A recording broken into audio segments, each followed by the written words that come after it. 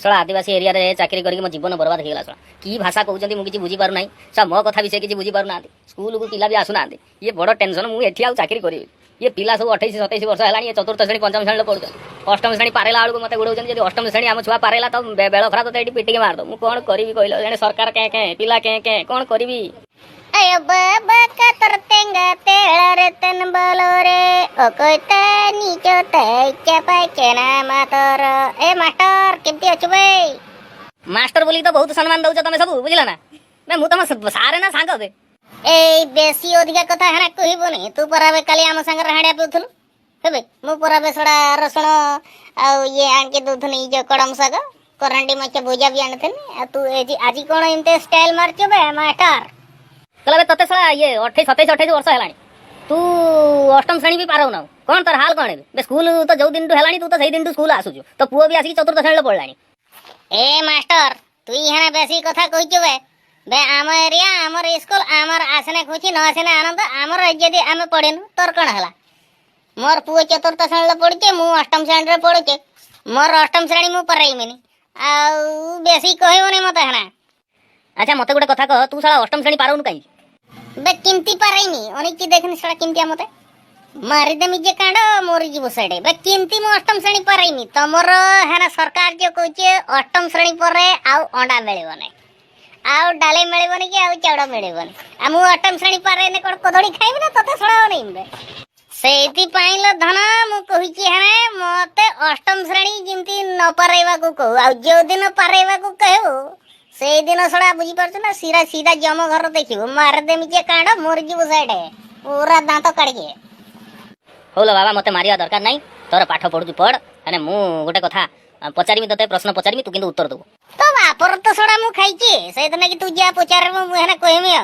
हो तथापि मास्टर जे तू हम एरिया रो छ हो ना पचार हेर कहबो। बे मु गोटे कथा बुझी पाने। तोर अष्टम श्रेणी तो पुओर चतुर्थ श्रेणी किछि बुझी होनी। सिए पुनी अष्टम श्रेणी पारेबोनी। ए मास्टर बेसी कथा कहबोनी। मु तते परा कहिचे मोर पुओ चतुर्थ श्रेणी पढुची ताको भल रकम देखिबो। किंतु ल धन गोटे कथा जदि अनानी मते सड़ा बतक भलिया होनैचे जदि मोर पुओ अष्टम श्रेणी पारेला ताने तो स्त्रीटा सड़ा विधवा हवाटा फाइनल। बे अष्टम श्रेणी पर्यंत ही ताको नबु तापरे आउ नबुनी। काई जानिचो हमर बाप पुओ दी भाई सड़ा गोटे क्लास र पढेबु। तोर जे सरकार ओडा चावल डालेट दो आउ ताको आबे घर को डेकी जीव अष्टम पाराइबु नहीं। हो हेला सला तमे सही अष्टम श्रेणी रे पढ।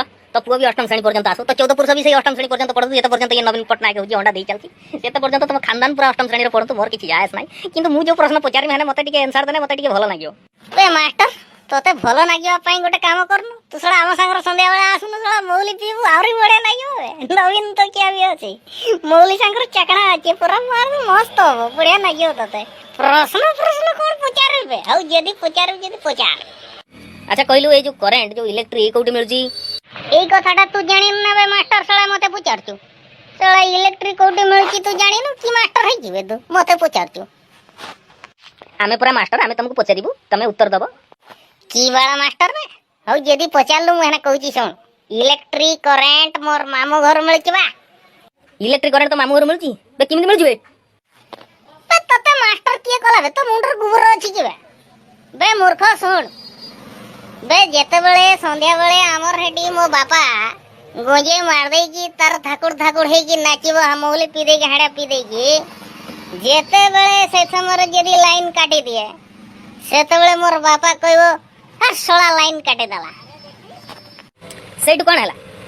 सेटु बाळ हला। सेटु मोर गोटे छुआ हला से अष्टम श्रेणी पढुची। तते मास्टर किए कला बे ए जो मो बाप कहला हे सोला लाइन काटी देला ता माने मोर बापर सोलाटा लाइन काटी देला। मोर बापर सोलाटा मोर किस होबो? मोर मामू होबो ना। सेति पई मुई हेना कहूचो इलेक्ट्रिक मामू घर मिलुची। अच्छा तते गोटे अंकरु गोटे क्वेश्चन पचारुची। तो पाखरे 5टा गुलगुला थिला से 5टा जाक गुलगुला मु जदी नै गली कोन कहलु बे मास्टर? तू मोर गुलगुला नै जो मार की सोला तो टाको भांगी देमी बे मास्टर। आउ थरे सला मते को मो गुलगुला नबो बोले कि तो बेळ खराब कर देमी। बे प्रश्न कहूची बे तो गुलगुला नबा को मोर इच्छा नाही। तोर गुलगुला भारी दामिका गुलगुला मु जानिची से भलो भाबरे झोलिची। मु भी ताको देखुची तोर जो गामछा बे ती दिचू सेटा कथा कहूनी। मु कहूचे तोर प्लेट रे मने करो 5टा गुलगुला थिला 5टा जाक मु नै गली तो पाखरा केतटा रहिला। ए तते मास्टर किए कला सड़ा ता एड्रेस ता देन मु जाई के सड़ा ताको पीटी के आसे बे तू मूर्खटा की जानि परनु पांचटा गुलगुला यदि तू मोर नहीं गलु ताने मो पकतरा भुवनी रहयो ना केमिति भुवनी रहयो किमते रहयो मु कण खाली गुलगुला खाई पारे बे गुलगुला सांगरे भुवनी खाउदिबे ना तू पांचटा गुलगुला नै गने मोर भुवनी रहला सड़ा मोर सड़ा जो बुद्धि तोर थिबनी अच्छा गोटे कविता फविता कहलु देखिया कोन जानिचु ए ना मु कहने तू खराब भाबिबो मास्टर मु कहबे ना बे ना कह किछि नै कह मु सुनि यदि एते इच्छा ताने मु कहूछ सुन कला बाउंस पतर सरू बे मास्टर बाउंस पतर सरू तते सळा मुई भलो भाबिथिनी तू सळा टी एंडी मरार गुरु ताऊ आउ कविता कहवा दरकार नै मो मन घर धरि गलानी तो मो एरिया रे मास्टर रही कि मो जीवन धन्य रे आउ